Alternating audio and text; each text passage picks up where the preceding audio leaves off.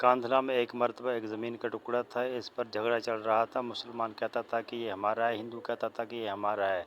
चुनांचे ये मुकदमा बन गया। अंग्रेज़ की अदालत में पहुंचा। जब मुकदमा आगे बढ़ा तो मुसलमान ने ऐलान कर दिया कि ये ज़मीन का टुकड़ा मुझे मिला तो मैं मस्जिद बनाऊंगा। हिंदू ने जब ये सुना तो उसने ज़िद में कह दिया कि मैं ये टुकड़ा अगर हमें मिला तो हम इस पर मंदिर बनाएंगे। अब बात दो इंसानों की इनफरादी थी, लेकिन इसमें रंग इज्तिमाई बन गया था। हत्ता कि इधर मुसलमान जमा हो गए, उधर हिंदू इकट्ठा हो गए और मुकदमा एक ख़ास नोयत का बन गया। अब सारे शहर में कत्ल व गारत हो सकती थी, खून खराबा हो सकता था। तो लोग भी बड़े हैरान थे कि नतीजा क्या निकलेगा। जज अंग्रेज़ था, वो भी परेशान था कि इसमें कोई सुलह सिफाई का पहलू निकाले।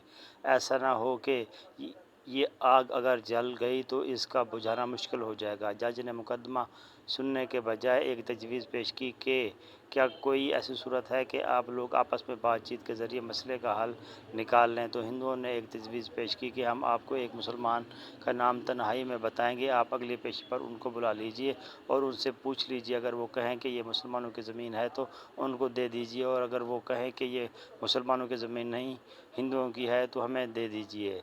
जब जज ने दोनों फरीकों से पूछा तो दोनों इस पर राज़ी हो गए। मुसलमानों के दिल में ये बात थी कि मुसलमान होगा जो भी हुआ तो वो मस्जिद बनाने के लिए बात करेगा।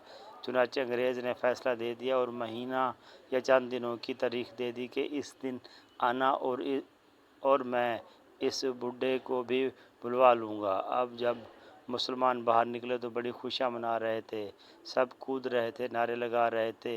हिंदुओं ने पूछा अपने लोगों से कि तुमने क्या कहा। उन्होंने कहा कि हमने एक मुसलमान आलिम को हाकिम बना लिया कि वो अगली पेशी पर जो कहेगा इसी पर फैसला होगा।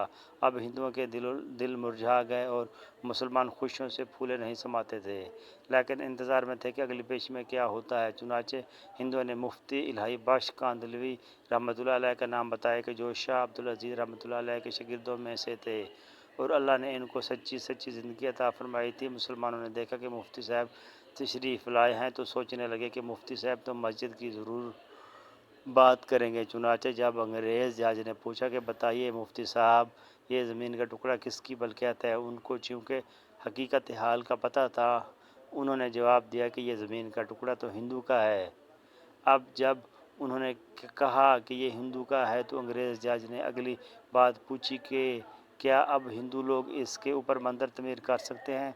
मुफ्ती साहब ने फरमाया जब मलकियत उनकी है तो जो चाहे करें, चाहे घर बनाएं या मंदिर बनाएं, ये उनका इख्तियार है। चुनांचे फ़ैसला दे दिया गया कि ये ज़मीन हिंदू की है। मगर अंग्रेज़ जज ने फ़ैसले में एक अजीब बात लिखी। फ़ैसला करने के बाद लिखा कि आज इस मुकदमा में मुसलमान हार गए मगर इस्लाम जीत गया। जब अंग्रेज़ जज ने ये बात कही तो उस वक्त हिंदुओं ने कहा कि आपने तो फ़ैसला दे दिया है, हमारी बात भी सुन लें। हम इसी वक्त कलमा पढ़कर मुसलमान होते हैं और आज ये ऐलान करते हैं कि अब हम अपने हाथों से यहाँ मस्जिद बनाएंगे। सुभान अल्लाह। अक्ल कह रही थी कि झूठ बोलो कि मस्जिद बनेगी। हज़रत मुफ्ती साहब ने सच बोला और सच का बोलबाला हुआ। सच्चे परवरदिगार ने इस जगह मस्जिद बनवा कर दिखला दी। कई मरतबा नज़र आता है झूठ का बोलना आसान रास्ता है और सच बोलना आसान रास्ता नहीं है।